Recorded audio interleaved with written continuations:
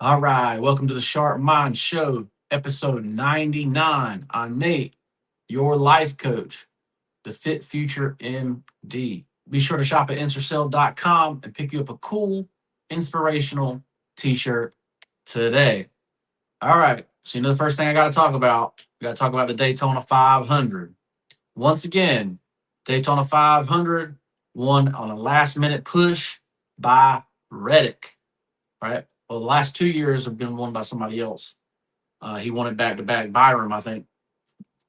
But this year, so you basically see like everybody pushing up to the high side, and then Reddick basically gets slung shot around and go into the lead, and then everybody else wreck behind him, right? So my driver, Logano, crashes across the finish line here. But basically, Bubba Wallace led 40 laps of the race, was pretty dominant. There's 12, 13 laps to go, and he decides to pit, and two or three other cars go with him. And then every lap after that, people were pitting. We kind of went through a cycle of pitting, and then probably around lap 8, uh, you had caution come out, wreck caution come out, and so we ended up with a 5 lap restart. Everybody bunched up in that 5 laps, and Reddick ended up being the one to uh, to get that win in a Toyota. Obviously, very disappointed there for the Ford. Being a Ford guy, Toyota gets the dub here. Obviously, rough ending for Elliott and Kozlowski. Um, you know, but um, so they ended up fourth and fifth. I mean, I feel like that's pretty good. Them ended up fourth and fifth, but they were out front at that end, at restart. So Elliott led most of the 200 laps. I remember saying Bubba Wallace led 40, but maybe he led more. But ended up not being the day for them. End of the day for Reddick. Reddick wins. Obviously, Reddick drives for Michael Jordan, so Michael Jordan wins the day on a 500, basically, which is pretty cool. But this episode, let me know what you think. Let me know what you think about the Daytona 500. It's the first race of the season. Usually doesn't even matter by the end of the year. But it is one of the best races, I think, of all the races. Um, basically because you get those bunched up restarts, and basically people have to be the better driver to win, right? So I think that's why Daytona is so popular. But let me know what you think in the comments below about the Daytona 500. All right. This episode is brought to you by Dylan and Davina, The Adventure Begins, which is my wife's children's book. Be sure to check out Dylan and Davina, The Adventure Begins if you have nieces, nephews, children of your own. It's written by best-selling Amazon author Meredith Dillon Johnson, and I think it would be a great addition to your reading. It talks about the expecting of a second child, which is, turns out to be great. So, hope you guys pick that up. Available on Amazon.com. All right. So, at the same time, basically, was the NBA All-Star game. So Anthony Edwards dominates the NBA All-Star game.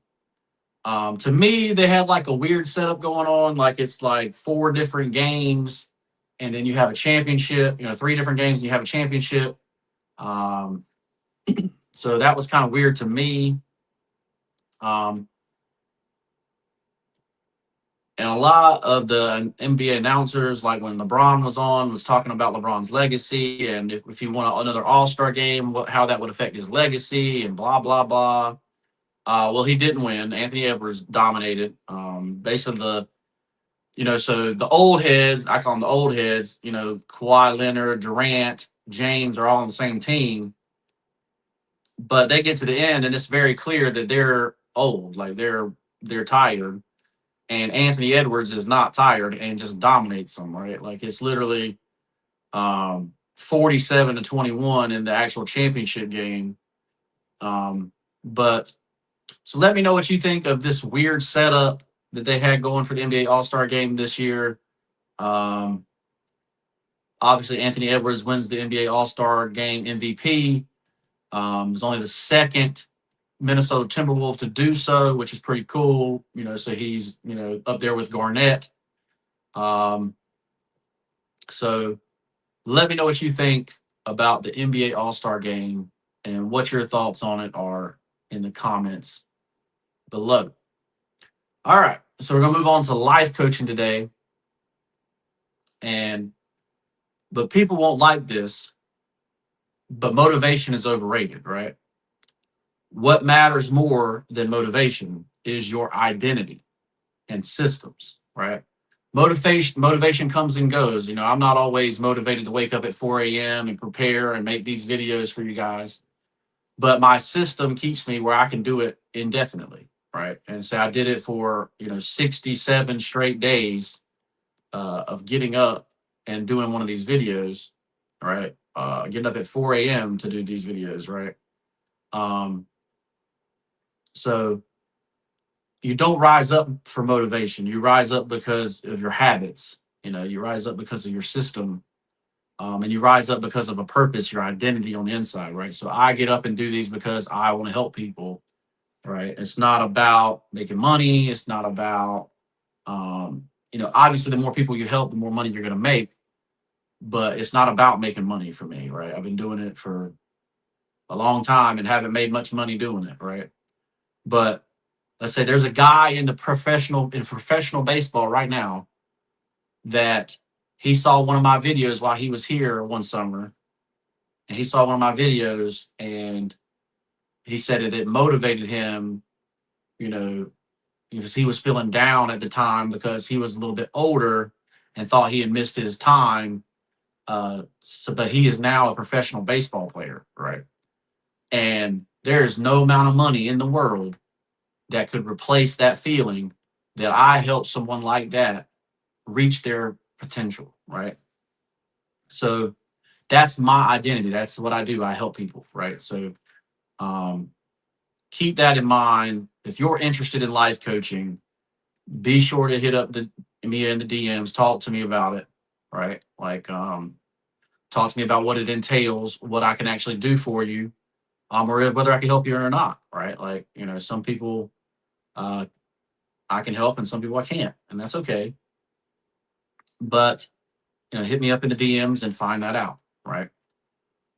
But it's about your habits, right? So I wake up early and that's my habit, right? That's one of my habits. I get uh, extra hours in the day that other people don't get, right? And I use that to think about how to improve myself, how to make myself better, how to make others better, um, stuff like that. And like I say, I love sports. I connect with sports, so I talk about sports. But I'm talking about sports to reach that audience that has those sports, right? You know, and it actually is one of my core things is I love sports, right? So, and sports teaches you a lot of things along the way. So I talk about sports, but obviously I try to be motivational, right? I try to, because people are out there looking for that motivation when really it's your identity that you're really looking for, right? And so that's what I help you do as a life coach. I help you find that identity. What's your identity on the inside, right? And so motivation is overrated. Your habits and your skill set and your mindset is what's going to set you apart in this life, right? And your identity. Motivation is going to fade. So keep that in mind. All right, and on to the next one. I might get canceled for saying this, but every relationship is not worth saving, right? How do you know when a relationship is holding you back? So this one is definitely tough, right? Because um, as a kid, you're kind of set up to be, you know, could be set up to be the Messiah or whatever, the savior of your family. You're the one with talent. You're the one that's smart. Whatever. There's a lot of people out there like that, and very few people actually make it to the professional level. Very few people actually, you know, and that's okay. It doesn't mean you don't strive for it. Don't strive to be your best. It just means that very few people make it to that level. Um, but sometimes relationships can hold you back, right? Like, and I found that to be that way in college.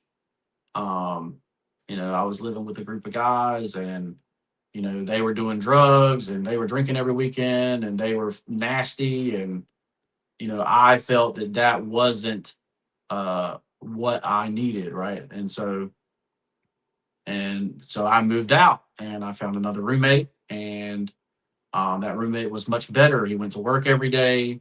He was going for business, and he actually had like a chip on his shoulder to improve and get better, right? And so I live with him. Obviously, I'm still friends with him today. He's one of my good friends. But those relationships in college were holding me back, right? You can't stay out till 1, 2, 3 o'clock in the morning. You can't be doing drugs. You can't be drunk every night, like, and expect to be successful, right? So to me, how do you know when that relationship's holding you back? You can just see it, right? Like you can see like you waking up and you're not motivated. You're waking up and you're doing stuff that's not aligned with who you are on the inside. Just I talked about identity a minute ago. It's not lining up with your identity, right? And so, growth, growing into who you're going to become, who you are, you know, you kind of mold yourself into the person that you're going to become, and what's around you mold you too. Say everybody's heard the you are who your 5 best friends are. And so, it's very difficult to find those people that are just satisfied with what they got, right? It's very sad, hard to find somebody that is willing to push and willing to find themselves, trying to get up to the next level, right? So for example, right, everyone knows that real estate is the number one way to get rich, right? It's the number one way. No one said it was easy. It just said it's the number one way, right? It's the way that's tax deferred. It's the way that's um, has those tax advantages. It's the way that is the easiest for everyone to understand. But so if you went to people and said, okay, I have this 45 unit deal, it's $3.5 million. I just need to come up with the 900,000 down, and we're going to raise the rents based on them being under what the rents are supposed to be, and we'll make $1 million. And then you see people say, oh, I can't risk that, but then they'll go get a $70,000 car on payments.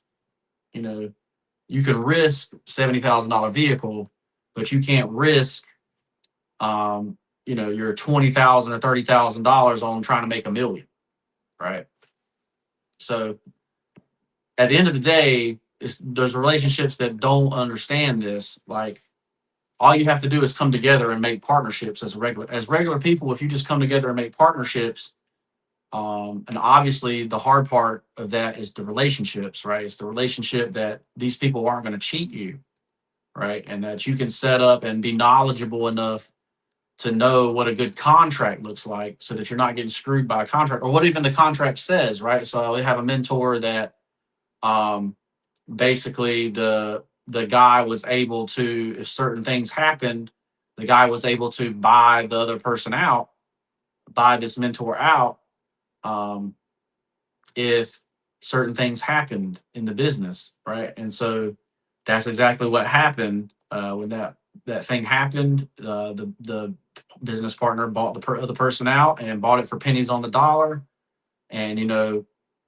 It wasn't that the other guy screwed the guy, it was that it was in the contract, right? So you have to, build yourself up enough to know those relationships so that you can protect yourself in business, right? So, and I think that's why a lot of people don't go into business like that, because it's very clear that they can't read those contracts and can't understand those contracts, and they don't know where they're going to get screwed, right? And so that's what's different with me, right? So if you went into business on a real estate project with me, we would go line by line, and I would explain everything to you, exactly what we're going to do. Um, and I would say, hey, it's going to be this way 2 to 3 years.